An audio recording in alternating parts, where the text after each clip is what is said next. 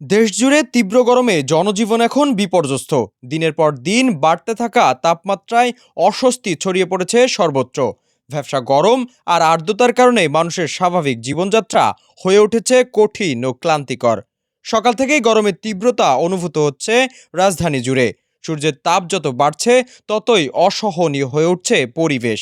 আবহাওয়া অধিদপ্তর জানিয়েছে আজ দিনের তাপমাত্রা আরও 1 থেকে 2 ডিগ্রি সেলসিয়াস পর্যন্ত বেড়েছে। বাতাসে আর্দ্রতার মাত্রা বেশি থাকায় ঘাম ও অস্বস্তি আরও বেড়েছে।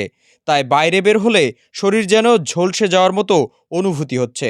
দৈনন্দিন কাজে বের হওয়া মানুষজন পড়ছেন চরম দুর্ভোগে। রিক্সা চালক, দিনমজুর, শ্রমজীবী মানুষ থেকে শুরু করে অফিসগামী সবাইকেই অতিরিক্ত কষ্ট সহ্য করতে হচ্ছে তীব্র গরমে।